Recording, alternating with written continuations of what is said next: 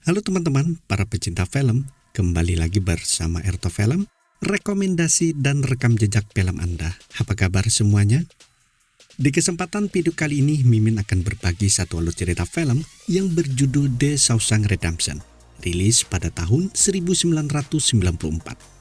Film yang disutradarai oleh Frank Darabont ini menceritakan kisah kejeniusan seorang napi yang berhasil melarikan diri dari sebuah penjara yang sangat ketat setelah ia menggali lubang selama 20 tahun.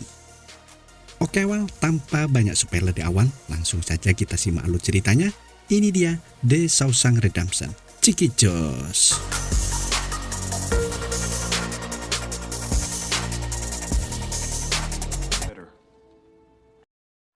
Cerita kita awali dari sebuah ruang sidang. Adalah Andy Dufresne yang diperankan oleh Tim Rubin sedang menjalani persidangan atas kasus pembunuhan istrinya. Andy adalah mantan seorang bankir di sebuah bank. Andy yang saat itu dalam kondisi sedang mabuk dituduh telah membunuh istrinya sendiri setelah ia memergoki sang istri sedang berselingkuh dengan pria idaman lain. Andy akhirnya dijatuhi hukuman 2 kali seumur hidup. Scene berpindah di sebuah penjara yang bernama Shawshank dengan latar tahun 1940-an. Terlihat seorang tahanan yang bernama Red sedang bersama dengan teman-temannya. Ia adalah seorang narapidana di sana yang sudah menjalani masa tahanan selama 20 tahun. Red sudah beberapa kali mengalami penolakan saat mengajukan permohonan bebas bersyarat. Ia juga memiliki kedekatan yang baik dengan para sipir di sana. Karena itulah, Red juga terkenal sebagai supermarket gelap bagi para narapidana untuk mendapatkan barang-barang dari luar penjara. Hari itu, suara sirine yang menandakan akan datangnya para penghuni tahanan baru berbunyi. Terlihat sebuah mobil tahanan yang membawa para narapidana memasuki halaman penjara, termasuk Andy yang menjadi penghuni baru tahanan di sana. Kedatangan para tahanan baru menjadi ajang taruhan rokok ataupun uang bagi para narapidana lama di sana. Mereka bertaruh siapakah di antara semua tahanan yang baru datang yang akan menangis pertama pada malam hari nanti. Termasuk Red. Red bertaruh 10 batang rokok untuk Andy. Karena ia yakin Andy yang terlihat bersih seperti orang kaya dan tubuhnya tampak lemah tidak seperti narapidana lainnya akan menangis di malam pertama. Itulah kesan pertama yang ditangkap oleh Red terhadap Andy. Setelah para tahanan baru masuk ke dalam selnya dan lampu pun dimatikan, terdengar suara para napi lama yang menggoda menakut-nakuti tahanan baru. Tidak lama berselang terdengar suara napi baru yang gendut menangis histeris. Serentak para napi lainnya meneriaki dengan sebutan pecundang yang menimbulkan kegaduhan. Hal ini menimbulkan kemarahan para sipir, sehingga tahanan gendut itu pun dipukuli hingga pingsan dan dikirim ke rumah sakit jiwa. Red telah salah menebak Andy. Ia pun kalah bertaruh dengan teman-temannya. Di awal-awal pertama Andy berada dalam tahanan lebih banyak menyendiri dan tidak banyak bicara dengan napi lainnya. Akhirnya Andy mulai mencoba beradaptasi dan mengajak Red berbicara. Setelah berkenalan, Andy meminta kepada Red untuk dibelikan sebuah palu kecil. Red sempat keheranan untuk apakah palu itu. Ia takut nantinya palu itu akan digunakan untuk memukul orang ataupun menggali lubang terowongan yang tentunya itu akan menimbulkan masalah juga buatnya. Namun setelah mendengar penjelasan Andy yang akan menggunakan palu itu untuk menyalurkan hobi lamanya untuk mengukir batu, Red pun menyanggupinya setelah bersepakat harga. Saat itulah ia mengingatkan kepada Andy untuk selalu waspada akan adanya bahaya dari geng The Sister, terutama Book yang tampaknya menyukainya untuk menjadikannya pasangan dalam penjara. Pembawaan Andy yang tenang membuat Red menyukainya di hari pertama mereka berkenalan untuk berteman. Tidak menunggu waktu lama, pesanan palu Andy pun berhasil didatangkan oleh Red. Suatu hari saat Andy sedang bekerja di ruang binatu, pengawasnya menyuruhnya untuk mengambilkan Hexelet di dalam gudang. Saat itulah secara mengejutkan Andy didatangi oleh Buck dan kedua anak buahnya. Andy yang menyadari bahaya yang akan terjadi padanya segera melawan dengan sekuat tenaga, sehingga geng The Sister pun tidak bisa melaksanakan niat mereka hari itu kepadanya. Andy pun tidak berani melaporkan kelakuan mereka kepada para sipir. Sejak saat itulah selama 2 tahun Andy sering mengalami perlakuan tidak baik oleh geng The Sister. Ia sering terlihat babak belur karena melawan mereka. Namun kehidupan Andy mulai berubah dan dikenal saat ia dipilih menjadi sukarelawan mencat ulang atap penjara. Saat itu ia berhasil membantu menyelesaikan permasalahan pajak seorang komandan sipir yang bernama Tuan Hadley. Walau awalnya sang sipir sempat marah karena Andy dianggap lancang menguping pembicaraan sang sipir yang memiliki tabungan $35.000. Tapi ia tidak berani membelikan uang itu untuk membeli sebuah mobil karena terkendala oleh aturan pajak saat itu. Andy menyarankan kepada Hadley untuk mengatasnamakan uang tersebut kepada istrinya sebagai hadiah, sehingga ia dapat terbebas dari pajak. Ia berjanji akan membantunya menyimpankan uangnya dengan imbalan sebotol bir untuk setiap rekannya yang saat itu bekerja di atas atap. Atas bantuan yang diberikan oleh Andy kepada Hadley, para napi itu pun dapat bersantai dan meminum bir pada saat mereka beristirahat. Hal ini membuat teman-temannya sangat senang. Hal ini pula lah yang membuat hubungan pertemanannya dengan Red pun semakin dekat. Suatu malam, Andy yang mengukir bentuk di sebuah batu melihat ukiran nama bekas napi terdahulu di tembok dinding kamarnya. Ia pun segera mendatangi dinding itu dan mulai menulis namanya di dinding yang terlihat rapuh menggunakan palu kecilnya. Pada malam itu juga, Andy mendatangi Red yang sedang menonton film di teater penjara yang memutar film yang selalu diulang-ulang. Ia meminta kepada Red untuk mencarikannya sebuah poster Rita Hayworth, artis cantik pada zaman itu. Red yang sempat kaget meminta waktu beberapa minggu untuk mendapatkannya. Saat ia keluar dari ruang teater, Andy disergap oleh geng The Sister. Ia pun dipukuli sampai babak belur hingga harus dirawat di rumah sakit. Hal ini membuat Book dikurung dalam sel isolasi yang sempit. Saat ia kembali ke ruang selnya, ia terkejut oleh kehadiran Tuan Hadley, komandan sipir yang sudah berada di ruangannya lebih dulu. Book pun dipukuli oleh Hadley dan anak buahnya yang marah karena telah memukuli Andy yang sudah membantunya. Dari kejadian itu, akhirnya Book harus dilarikan ke rumah sakit dan dipastikan tidak akan bisa berjalan lagi. Dan anak buah Book pun sejak hari itu tidak berani lagi mengganggu Andy. Saat Andy keluar dari rumah sakit dan kembali ke dalam selnya, teman-temannya yang bersimpati memberikan hadiah kepadanya banyak batu untuk menyalurkan hobinya mengukir. Dan poster pesanannya pun sudah datang. Suatu hari diadakan penggeledahan di setiap sel, termasuk sel Andy. Saat itulah kepala sipir penjara yang bernama Norton datang berkunjung ke dalam selnya. Penggeledahan itu hanyalah alasan buat Norton untuk mengenal dan menilai Andy lebih jauh.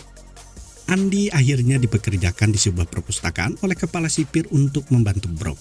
Saat pertama berada di perpustakaan, Andy didatangi oleh seorang sipir lainnya yang bernama Duncan yang memintanya agar mengaturkan perencanaan keuangan untuk pendidikan anaknya kelak. Suatu hari, teman-temannya mengusulkan kepada Andy untuk meminta bantuan agar diberi dana untuk merenovasi perpustakaan dan buku-buku baru.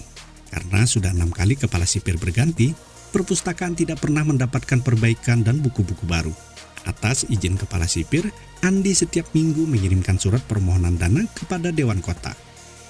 Ruang perpustakaan kini menjadi tempat Andy berkantor mengurus pajak semua sipir di penjara itu, termasuk milik kepala sipir. Ia juga diperkenankan mempekerjakan seorang staf untuk membantunya. Andy memilih Red untuk membantu pekerjaannya. Setahun kemudian ia mengurusi semua pajak sipir yang ada di penjara lainnya. Suatu hari Andy dikejutkan oleh Brooke yang mengamuk dan sedang menyandera salah satu tahanan. Brooke yang sudah dipenjara 50 tahun dan kini sudah ujur, ternyata sudah waktunya bebas dan keluar dari penjara. Karena merasa frustasi ketika ia harus beradaptasi dengan dunia luar, ia menyandera tahanan itu agar nantinya bisa kembali berada di sana. Beruntung Andy bisa menenangkannya dan tidak lama setelah Brooke keluar, terdengar kabar kalau ia telah mati bunuh diri karena tidak dapat beradaptasi dengan dunia luar karena ia sudah terbiasa di dalam penjara. Suatu hari, surat-surat yang dikirim oleh Andy kepada Dewan Kota akhirnya mendapatkan respon. Mereka mengirimkan dana sebesar $200 dan buku-buku yang disumbangkan oleh perpustakaan daerah. Mereka menulis surat kepada Andy agar tidak lagi mengirimi mereka surat permohonan. Andy pun tersenyum lega. Saat ia memeriksa buku-buku itu, Andy menemukan sebuah kaset piringan hitam milik Mozart. Ia lalu memutar musik piringan hitam itu, dan dengan nekat ia mengunci ruangan lalu menyalakan alat pengeras suara, agar suara musik itu bisa didengar oleh semua para tahanan. Namun karena ulah nekatnya ini, Andy harus menjalani penahanan di ruang isolasi yang sempit selama 2 minggu. Suatu saat, kepala sipir melakukan sebuah pekerjaan kotor tanpa diketahui oleh media. Dengan dalih menyediakan pelayanan bagi masyarakat di luar penjara, ia mengambil keuntungan dengan bekerja sama dengan para kontraktor untuk menyediakan tenaga kerja murah menggunakan narapidana. Tentu saja hasil yang dibayar oleh para kontraktor mengalir ke tangannya sendiri. Kepala sipir penjara telah melakukan banyak penipuan dan penyuapan untuk memperkaya dirinya. Dan Andy ditugaskan untuk membukukan semua pemasukan pengaturan deposito miliknya, penyimpanan uang dalam bentuk lainnya untuk menghindari pajak. Setelah 20 tahun berlalu, penjara Sausang mendapatkan kiriman penghuni baru. Salah satunya yang bernama Tommy. Tommy menjalani hukuman 2 tahun setelah ia tertangkap basah mencuri elektronik. Ia adalah residivis kasus pencurian yang sudah sering keluar masuk penjara. Tommy yang sudah memiliki seorang istri dan seorang anak berkeinginan merubah peruntungannya. Ia meminta kepada Andi untuk mengajarinya membaca dan menulis. Ia juga berkeinginan untuk mengikuti kejar paket sekolah agar bisa mendapatkan ijazah SMA. Tommy berharap nanti selepas ia keluar dari penjara, ia dapat mendapatkan sebuah pekerjaan. Andi akhirnya mengajari Tommy membaca dan menulis. Andi menyukai Tommy yang memiliki kemampuan dan kemauan untuk belajar. Hubungan mereka pun semakin dekat. Hingga suatu ketika saat Tommy mendengar cerita dari Red, latar belakang Andi kenapa ia masuk penjara, Tommy merasa terkejut. Tommy pun akhirnya menceritakan kepada Andi dan Red pengalamannya 4 tahun silam ketika ia berada dalam sebuah penjara karena kasus pencurian mobil. 6 bulan sebelum ia bebas, Tommy mendapat teman satu sel yang bernama Elmo Blade, tahanan kasus perampokan. Elmo pernah menceritakan kalau ia pernah membunuh saat merampok di sebuah rumah pemain golf yang berselingkuh dengan seorang wanita, istri direktur bank. Dan suami wanita itu dituduh telah membunuh mereka berdua. Setelah Andi mendengar semua kebenaran yang diceritakan oleh Tommy, ia segera menghadap kepada kepala sipir agar kepala sipir bisa membantunya untuk bisa terbebas dari penjara. Namun kepala sipir yang picik malah memasukkan Andi ke dalam sel isolasi selama 1 bulan, karena ia takut kasus pencucian uang yang sedang ia jalankan akan terbongkar. Saat ia menjalani hukuman di ruang isolasi, seorang sipir memberitahukan kalau anak didiknya Tommy telah berhasil lulus mengikuti ujian kejar paket dengan nilai cukup bagus. Namun sayang, suatu malam Tommy dibunuh oleh kepala sipir agar tidak ada lagi yang menjadi saksi untuk membebaskannya. Namun kepala sipir memberitahukan kepada Andi kalau Tommy terpaksa ditembak oleh Hadley karena berusaha melarikan diri. Hal ini dilakukan oleh kepala sipir agar Andi tidak melawannya lagi dan menuruti segala perintahnya. Kepala sipir juga mengancamnya akan memasukkannya ke sebuah blok lain dan menempatkan para tahanan homo bersamanya, dan perpustakaannya pun akan dihilangkan jika ia tidak mau menurutinya. Sekeluar Andi dari sel isolasi membuat ia mengalami banyak perubahan yang dirasakan oleh Red. Andi berbicara aneh dan membuat teman-temannya merasa cemas, terutama Red. Andi pernah mengungkapkan keinginannya untuk melarikan diri dan tinggal menghabiskan sisa hidupnya di sebuah pulau kecil yang ada di Meksiko. Dan ia juga mengatakan kepada Red, di tempat itu ia akan membutuhkan orang yang ahli dalam mencari barang. Namun Red berusaha menasihatinya agar tidak melakukan hal sia-sia. Saat itulah Andi berpesan kepada Red untuk melakukan sebuah permintaannya. Saat Red nanti keluar dari penjara, agar ia mendatangi sebuah pohon oak yang besar di padang rumput yang ada di Boxton. Ia disuruh mencari sebuah batu yang tidak seharusnya berada di sana, yaitu sebuah batu kaca vulkanik yang mana di situ ada sesuatu terkubur untuknya. Red mencoba bertanya apakah yang tersimpan di sana. Andi tidak menjawabnya dan hanya menyisakan teka-teki buat Red. Suatu malam, Red merasa gelisah memikirkan tingkah aneh Andi sahabatnya setelah ia keluar dari ruangan kepala sipir malam itu. Keesokan paginya, seperti biasa setelah semua pintu sel dibuka, semua tahanan akan berbaris dan berhitung di depan sel.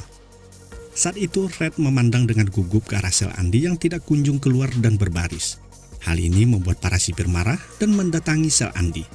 Ketika mereka sampai di ruangan sel Andi, mereka terkejut tidak menemukan Andi di ruangannya.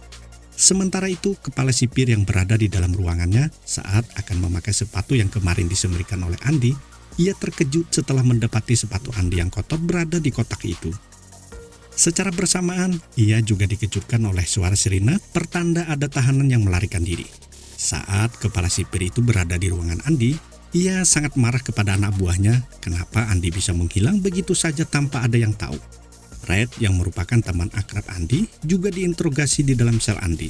Red yang tidak tahu apa-apa membuat kepala sipir melemparinya dengan batu ukiran karya Andi. Saat sebuah batu mengenai sebuah poster artis wanita cantik di dinding, mereka semua terkejut. Batu itu menimbulkan sebuah lubang. Setelah poster itu ditarik oleh kepala sipir, begitu terkejutnya ia menemukan sebuah lubang besar seukuran muat tubuh manusia berada di balik poster itu. Andi ternyata telah kabur. Run.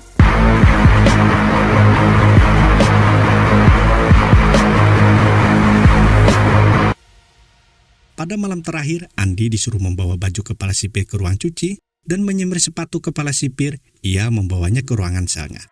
Poster Rita Hayworth itu hanyalah kamuflase untuk menutupi lubang yang selama ini ia gali selama 20 tahun. Lubang itu adalah pintu pertama.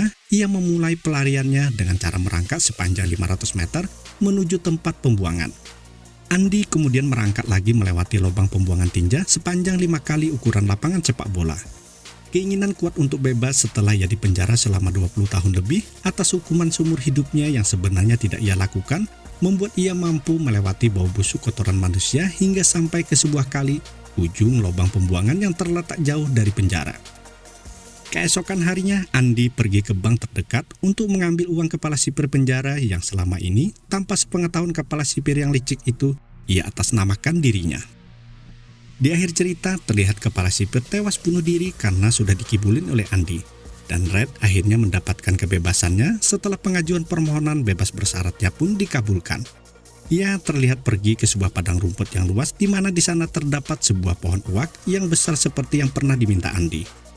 Ia pun menemukan sebuah kotak kecil di balik bebatuan yang berisi sejumlah uang. Red terlihat pergi menyusul Andi di sebuah pulau di Meksiko, tempat di mana dulu pernah diceritakan oleh Andi kepada Red. Dan film pun usai. Oke, itu tadi sebuah alur cerita film yang sangat inspiratif. Jika Anda suka dengan video alur cerita ini, silahkan like, komen, dan share video ini. Berjumpa lagi dengan video alur cerita Mimin selanjutnya. Sampai jumpa.